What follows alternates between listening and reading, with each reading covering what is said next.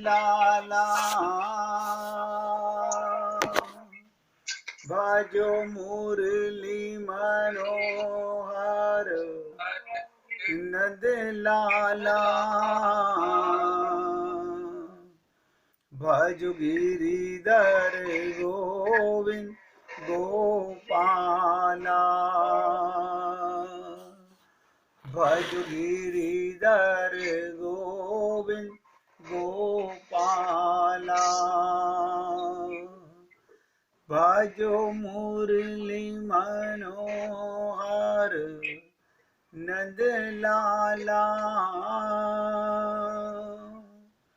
भजो मुरली मनोहर नंद लाला भजो गिरिधर गोविंद गोपाला भजो गिरिधर गोविंद गोपाला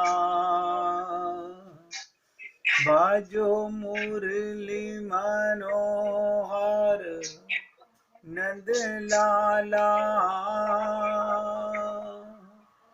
भजो मुरली मनोहर नंद लाला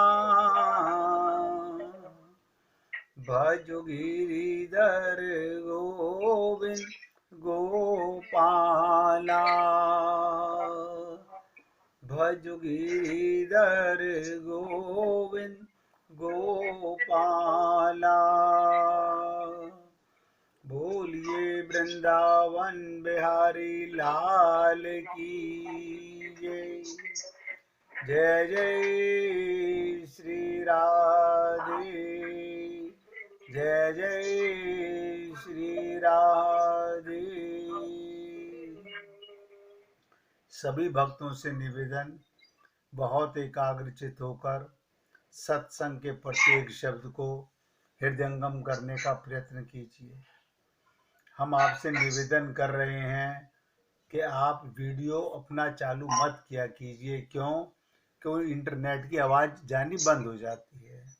फिर दोबारा निवेदन करता हूँ कि अपना वीडियो बंद रखेंगे तो आवाज़ सबको आराम से सुनाई देगी। देखिए, हम आपसे आनंद प्राप्ति पे गोपी प्रेम की चर्चा कर रहे थे 2 दिन पहले, और उसको समझने का प्रयत्न कर रहे थे कि जिससे हम प्रेम करते हैं उसको जिस तरह सुख मिले वैसे ही हमें करना चाहिए। यानी हम अपनी पसंद का प्रेम नहीं, जिससे प्रेम किया जाता है उसकी पसंद का करना चाहिए। यहाँ पर एक बहुत गंभीर प्रश्न है। हम सब लोग अपनी पसंद का उपहार देते हैं, यही हम भगवान के साथ करते हैं। भगवान कहते हैं तुम मेरी शरणागति में आ जाओ, मेरी को अपना मन सरेंडर कर दो। हम भगवान से कहते हैं कि आप पुष्प ले लीजिए, आप चंदन लगवा लीजिए, आप हमारे से पूजा करा लीजिए। भगवान कहते हैं नहीं नहीं, मुझे ये सब नहीं चाहिए। मुझे जो चाहिए वो हम नहीं देते। क्या कारण है? क्योंकि हम समझ नहीं पाते। हमने संसार में यही करने का प्रयत्न किया कि जिससे प्रेम करते हैं उसे अपनी पसंद से प्रेम करते हैं, लेकिन भगवान के साथ में हमने कभी सोचने का भी मन में विचार नहीं किया कि भगवान हमसे क्या चाहते हैं। आप जो भी कुछ भगवान को अर्पित कर रहे हो तो भगवान का ही है, आपका उसमें क्या लगा हुआ है बताइएगा। आपका तो प्रत्येक वस्तु में भगवान का ही भाव होना चाहिए, लेकिन होता नहीं है। हम लोग हर चीज में मैं करते हैं। जब तक व्यक्ति मैं में रहेगा तब तक अहंकार में रहेगा, अहम में रहेगा, और तब तक प्रेम होगा ही नहीं, तब तक भक्ति है ही नहीं, सिर्फ धोखाधड़ी है। फिर हमने आपसे निवेदन किया था कि प्रियतम को सुख देने के लिए जो व्यक्ति प्रेमी के सुख में सुखी होता है, मृत्यु भी उसके पास नहीं आती। क्यों क्यों नहीं आती मृत्यु उसके पास? अगर आप लोगों को याद रहा हो कि जब उसका अपना कुछ रहता ही नहीं तो मृत्यु मारेगी किसको? एक एक शब्द पे ध्यान दीजिएगा। मृत्यु शरीर को मारती है। शरीर में अपनापन रहा नहीं, आपको आत्मानुभूति हो गई, तो आप क्या हो गए? चेतन परमात्मा के समान हो गए। वो शरीर से ममता मोह आसक्ति खत्म हो गई। बड़ी कठिन लगती है नहीं, सिर्फ एक बार समझने का फेर है। हमने आपसे निवेदन किया था कि शरीर भले ही टूक टूक हो जाए, संसार में भले ही कोई मर जाए, बिछुड़ जाए, पर प्रेम का रस कभी भी कम नहीं होना चाहिए। और हम लोग ऐसा महसूस करते हैं कि वो चला गया, उससे हमारा स्वार्थ पूरा हो गया, अब हमारा प्रेम उससे खत्म हो गया। वो प्रेम है ही नहीं। जो प्रेम मिलके समाप्त हो जाए उसे प्रेम नहीं कहते। प्रेम तो भगवान का स्वरूप है, अनिर्वचनीय। इसलिए मैं आपको प्रयत्न तो कर रहा हूं बताने का। मुझे नहीं पता कि आप जब सुन रहे हैं तो कितनी दृढ़ता से समझने का प्रयत्न कर रहे हैं। जब तक आप अपने मन का सरेंडर नहीं करेंगे तब तक कुछ नहीं होने वाला। देखिएगा, क्या हम सचमुच में अपने गुरु में ईश्वर को देख सके हैं? जबकि कहावत तो यह है, हरि व्यापक सर्वत्र समाना। कुत्ते में, सांड में, बालक में, साधारण मनुष्य के रूप में भी परमात्मा आते हैं।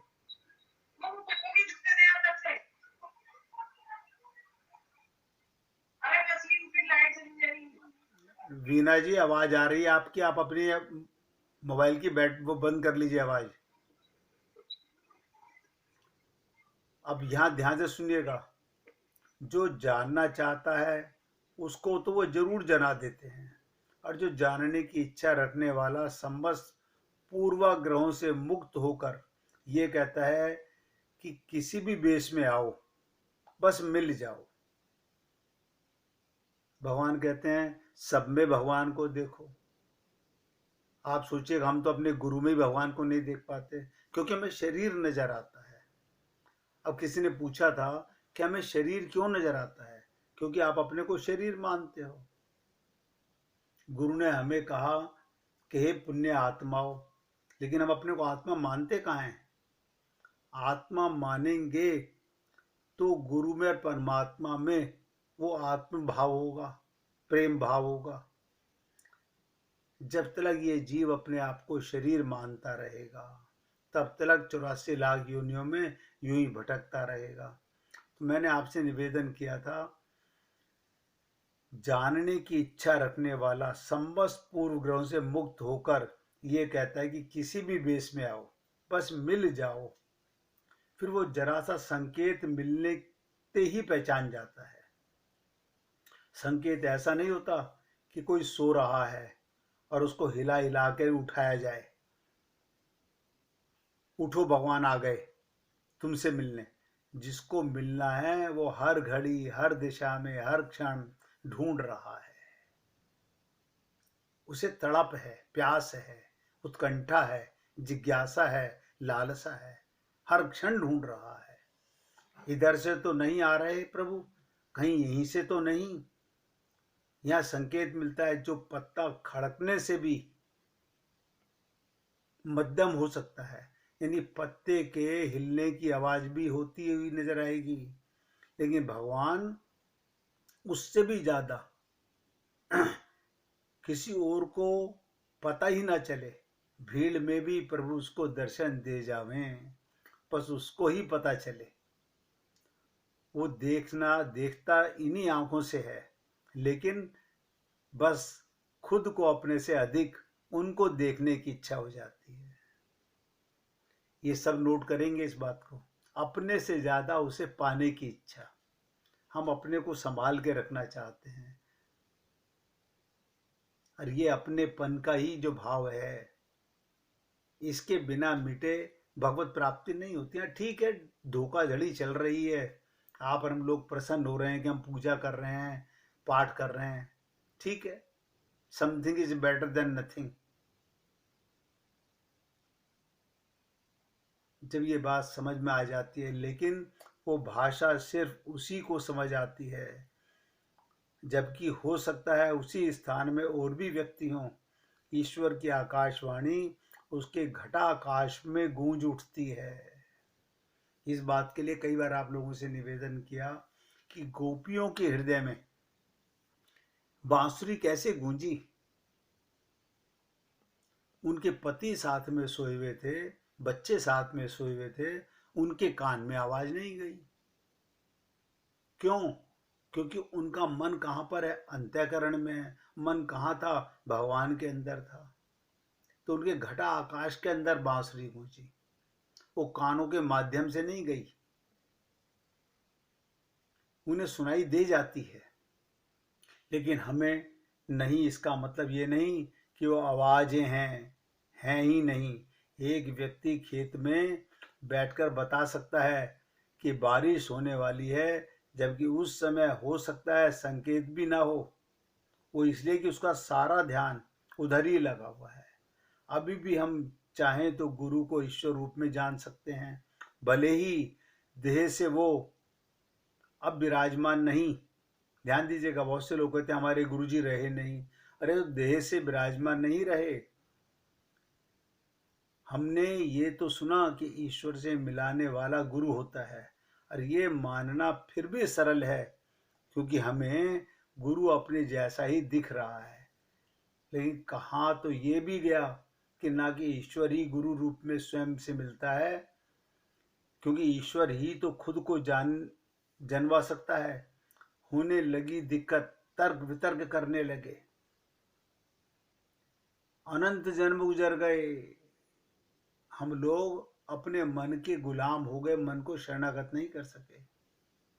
अब सभी भक्त लोग एकाग्रचित होकर सुनेंगे। जिस दिन भी समझ आना शुरू हो गया, यही लगेगा सब यही था, सारे संकेत साफ थे, मैंने इतनी देर कहाँ लगा दी। महात्मा बुद्ध को भी यही कहा उन्होंने आनंद से अपने भाई से, अप दीपो भव, परमात्मा तो सबको मिला ही हुआ है, मुझे इतनी देर कहाँ लगी। मैं खोजने वाले को मिटा नहीं सका, मैं खोजता रहा। फिर व्यक्ति सोचता है मैं कर क्या रहा था, कहाँ देख रहा था, देखते हुए क्या सोच रहा था। किसी भी एक जगह ईश्वर दिख जाए बस, और वो स्थान गुरु का सबसे सरल है, सबसे सरल है। मुंह से कहना और समझना दो अलग अलग बातें हैं। हल्की सी भी इच्छा आ गई, सचमुच में तो सब कुछ आ गया।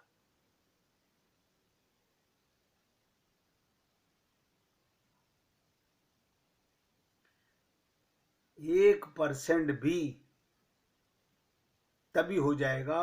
और विकार शून्य होने का इंतजार नहीं करना, बस जैसे ही वैसी हालत में बस इच्छा करके देखना, इस विश्वास से कि वो कैसा हो सकता है, उसकी मर्जी, बिल्कुल ढीला छोड़ देना है खुद को। हम लोग चौकन्ने हो जाते हैं, अलर्ट हो जाते हैं। वहां अलर्ट होना ही नहीं है, क्योंकि जो जिससे तुम अलर्ट हो रहे हो वो तो तुम्हारा शरीर है, इंद्रियां हैं।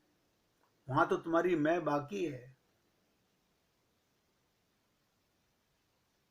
भगवत प्राप्ति कठिन नहीं है, हमें समझ नहीं आ रही, या कोई संत महात्मा में समझा नहीं पा रहा।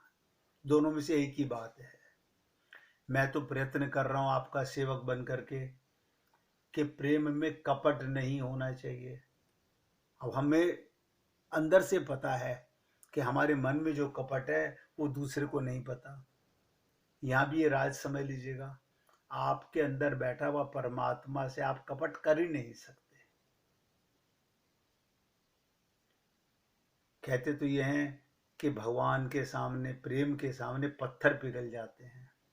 ईश्वर भी इतनी शक्ति नहीं है वो प्रेमी से कुछ छिपा सके। प्रेमी को सब कुछ बतला देते हैं भगवान। प्रेम प्रियतम को अपने अधीन करने के लिए नहीं, बल्कि अपने को प्रियतम के सर्वदा अधीन कर देने के लिए होता है। भगवान कहते हैं कोई आए तो सही शरण में, मैं तो उसके अधीन हो जाता हूँ। और भगवान ने तो अनेक जगह कहा, अहम भक्त पराधीना। ध्यान से सुने, प्रेम होने के बाद, अभी आप ये मत समझिएगा आपको प्रेम है, और जिसे आप लोग प्रेम कहते हैं वो प्रेम नहीं है। वो शरीर का प्रेम है, स्वार्थ का प्रेम है, मन का प्रेम है। वो आत्मा से परमात्मा का प्रेम नहीं है। हमें भगवान का परिवार क्यों नजर नहीं आ रहा? अब देखिएगा, भगवान कहते हैं मेरे नाम में, मेरे रूप में, मेरे गुण में, मेरी लीला में, मेरे धाम में, मेरे भक्तों के अंदर मन का अटैचमेंट। लेकिन हमारा मन सारा दिन थोड़ी भक्तों की बातें करते रहेंगे, सारा दिन थोड़ी उन्हें अपना मानते रहेंगे। हमारा अपना परिवार भी तो है, बस ये अलग से जो अपना परिवार है, यही हमारे पाप हैं। यही भगवान का परिवार है। ये अपना अलग से किस लिए बनाया? सब कुछ भगवान का है। ये बातें 2 दिन बाद दोबारा रिपीट कर रहा हूं कि जिससे आप लोग 2 दिन के अंदर जो कुछ भूल गए होंगे। प्रेम होने के बाद संसार के काम और व्यवहार करते समय भी प्रेमी लोग अपने प्रियतम का ध्यान रखते हैं। 24 घंटे उनकी आंख की पुतली में भगवान नजर आता रहता है। सेवा संसार की करते हैं, जैसे आप और हम लोग नौकरी करते हैं, दफ्तर में, दुकान पे व्यापार करते हैं, ध्यान कहाँ लगा रहता है? अपने परिवार में, अपने पति में, अपनी पत्नी में, अपने बच्चों में। इसी प्रकार से जो भक्त लोग होते हैं उनका ध्यान हरि गुरु दो ही अपना।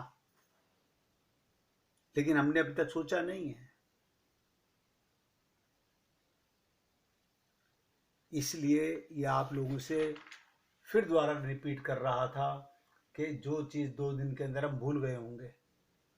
मैंने राजकुमार जी से कहा था कि मैं अगर 2 दिन आपकी सेवा नहीं कर पा रहा तो आप कम से कम, देखिए मैं अपने मुख से बोल रहा हूँ, सब जने सत्संग के टाइम पर ही इसी ड्यू कॉल के ऊपर आप सब लोग एक साथ जुड़ जाओ और फिर ये चर्चा करो कि हम कहाँ स्टैंड करते हैं। भगवान की चर्चा करो, संसार की चर्चा नहीं। ये भी आपसे निवेदन कर रहा हूँ, भगवान की चर्चा करो। अपने आप को एक दूसरे के साथ में खोलो कि भाई मैं कहाँ पर खड़ा कर रहा हूँ, मैं कहाँ गया, मैंने क्या समझा, मेरा पहले से क्या अंतर पड़ा। जी पूछिए राजकुमार जी। कल रात को मैं सपने में बहुत रो रहा था बुरी तरह से जी। और भगवान को याद कर रहा था। खूब रोया। आखिर में भगवान आ गए और मुझे दर्शन हुए उनके, मतलब है होता ही है। भगवान के दर्शन हुए, तब खूब रोया, मतलब है इतना रोया बस पूछो मत। देखिए कहावत है, जब उसके लिए रोओगे तो वो नजर आएगा, हम संसार के लिए रोएंगे तो संसार नजर आएगा। इसलिए मैं तो आपसे निवेदन कर रहा हूं, मैं आपकी सेवा नहीं कर पाया, आप सब तो इकट्ठे हो सकते हो। और उसमें भी किसी को ये नहीं, जितने इकट्ठे हो गए, 4 जने, 2 जने, 6 जने, वो आपस में चर्चा करो कि हम कहाँ तक पहुंचे, ताकि एक दूसरे से आदान प्रदान करोगे और फिर मन में प्रश्न पैदा होंगे कि हमें ये बात पूछनी चाहिए। आप मुझसे अपनी तरफ से पूछोगे तो मुझे बताने में सरलता महसूस होगी। मैंने लास्ट बात जो आपसे कही थी 2 दिन पहले, प्रेम किसी क्रिया से नहीं समझाया जा सकता, वो तो लक्ष्य से समझा जा सकता है। कभी प्यार से चपत भी लगा देते हैं तो कभी चुप भी हो लेते हैं। हमेशा प्रियतम की इच्छा पूर्ण करने के ही प्रेम होता है। हमेशा मन में एक धारणा। अभी राजकुमार जी ने सबके बीच में कहा कि मैं रात बहुत रोया। ये क्या था? ये इनकी अंतःकरण की तड़प थी भगवान को पाने की। भगवान कहते हैं तुमने पुकारा और हम चले आए। अब तुम पुकारो तो सही। हमने तो ये समझ लिया सुबह हमने पूजा कर ली, हमारी पूजा खत्म हो गई, हमारा अब काम संसार का रह गया। अरे संसार का काम इंद्रियों से करो, सबकी सेवा करो, और 24 घंटे भगवान को अपने चित्त में धारण रखो। बार बार महसूस करो भगवान ही तुम्हारे हैं, भगवान ही तुम्हारे साथ हैं। मेरे रोम रोम में बसने वाले राम, भगवान आपके सांस सांस में धड़क रहा है। इसलिए आशा, दृढ़ता, उत्कंठा, व्याकुल से भी प्रेम के पूर्ण रूप विरह उद्भित होता है। प्रेम में ऐसा निश्चय होना चाहिए कि प्रियतम को छोड़कर रहना नहीं। वो जिंदगी धिक्कार है जिसमें प्रभु का साथ में एहसास ना हो। जिसे संत महात्मा कहते हैं कि ध्यान में रखना सदा भगवान रहते साथ में। बस इतनी सी बात ध्यान में रखनी है। हम अमेरिका में बैठे हुए अपने परिवार का ध्यान करते रहते हैं, पत्नी का, पत्नी का, व्यापार का, दुकान का, बैंक बैलेंस का ध्यान करते रहते हैं, लेकिन भगवान का ध्यान नहीं करते, जिसके रहमो करम पर हमारे सांसें चल रही हैं, जो हर सेकंड हमारे साथ है। इसलिए मैं आप भक्तों से निवेदन करता हूं, प्रयत्न कीजिए, हम होंगे कामयाब एक दिन। कोशिश करने वालों की कभी हार नहीं होती। अब भगवान कहते हैं कि मुझे पाने के लिए सबसे सरल साधन है 24 घंटे मुझे अपने साथ महसूस करना। बस इतनी सी लगन। बताइए इसमें क्या तुम्हारा दान हो रहा है। अब 1 मिनट कीर्तन कीजिएगा, फिर से आगे बढ़ते हैं।